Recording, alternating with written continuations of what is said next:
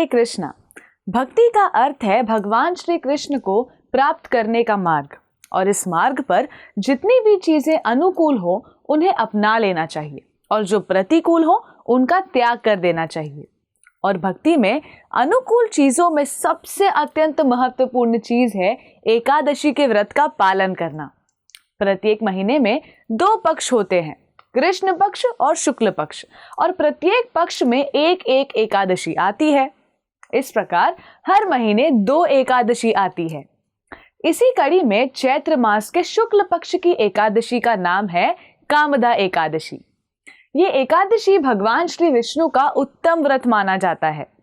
ये मनोनुकूल फल देने वाली होने के कारण इसे फलदा एकादशी कहते हैं।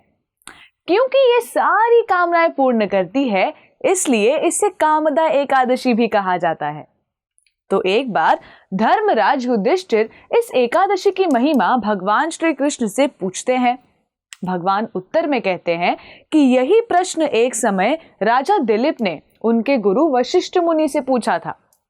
श्री कृष्ण आगे बताते हैं कि प्राचीन काल में रत्नपुर नामक एक राज्य था, जहां के राजा का नाम था पुंडरिक। ये एक बहुत ही यशस्वी और अनेक ऐश्वर्यों से युक्त राजा था। इसके महल में अक्सर कई गंधर्व और अप्सराएं संगीत कार्यक्रम प्रस्तुत करती थी। इसी राज्य में ललित और ललिता नामक पति पत्नी निवास करते थे। वे दोनों एक दूसरे से इतना प्रेम करते थे कि एक दूसरे से अलग होकर वे अत्यंत व्याकुल हो जाते थे। एक बार ऐसे ही संगीत कार्यक्रम में ललित मधुर गीत प्रस्तुत कर रहा था। उस दिन किसी कारणवश उसकी पत्नी ललिता वहां उपस्थित नहीं थी। कार्यक्रम के दौरान ललित को ललिता का ध्यान आ गया और वो विचलित होकर उसका सुर भंग हो गया। एक बहुत ही जहरीला नाग ललित के संगीत को ध्यानपूर्वक सुन रहा था और उसने राजा पुंडरीक को जाकर बता दिया कि ललित ने अपनी पत्नी का स्मरण करते हुए आपका उपहास किया है, आपकी सभा में आपका अपमान किया है। ये सुनकर राजा अत्यंत क्रोधित हो गया और उसने ललित को श्राप दिया कि वो एक नरभक्षक राक्षस बन जाएगा। उसी क्षण ललित एक विशाल महाराक्षस में परिवर्तित हो गया। उसके अत्यंत भयंकर मुख से अग्नि निकल रही थी। एक राक्षस के शरीर में वो बहुत सी पीड़ा और यातना भुगत रहा था और ऐसी स्थिति में सबसे भागकर एक वन में जाकर रहने लगा। अपने पति का ऐसा भयंकर रूप देखकर ललिता बहुत ही दुखी हो गई और उसके पीछे पीछे वन में चली गई। वो दिन रात अपने पति के उद्धार के लिए समाधान खोजती रहती। एक बार अकस्मात वो श्रृंगी ऋषि के आश्रम में जाकर पहुंची। उन्हें प्रणाम करके वो उनसे विवशता पूर्वक प्रार्थना करने लगी कि वे उसके पति की ऐसी दयाहीन हालत का समाधान बताएं। श्रृंगी ऋषि ने ललिता को चैत्र शुक्ल एकादशी यानी कामदा एकादशी के व्रत का पालन कर उसके फल को अपने पति को समर्पित करने की सलाह दी, जिससे उसके पति को राक्षस योनि से शीघ्र ही मुक्ति मिलेगी।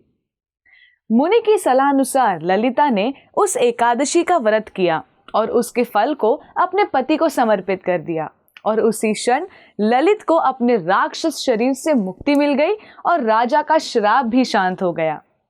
ललित को अपना पुराना शरीर प्राप्त हो गया। आखिरकार ललित और ललिता सुंदर वस्त्र और आभूषणों से अलंकृत होकर स्वर्गलोक चले गए। वशिष्ठ मुनि राजा दिलीप से कहने लगे कि हे राजन, इस व्रत को विधि पूर्वक करने से सभी पाप नष्ट हो जाते हैं। ये जो एकादशी है ये परम पवित्र करने वाली है और सबसे उत्तम लाभ प्रदान करने वाली है। इस व्रत कथा का ध्यान पूर्वक श्रवण करने से वाजपेयी यज्ञ का फल प्राप्त होता है। वैसे तो हर एकादशी के व्रत के अनेक लाभ होते हैं, लेकिन सबसे महत्वपूर्ण है कि इस दिन हमें हरे कृष्ण महामंत्र का अधिक से अधिक जप करना चाहिए, जिससे हम भगवत भक्ति के मार्ग पर तीव्रता से आगे बढ़ सकते हैं। एक बार पुनः आप सभी को कामदा एकादशी की हार्दिक शुभकामनाएं। धन्यवाद। हरे कृष्णा।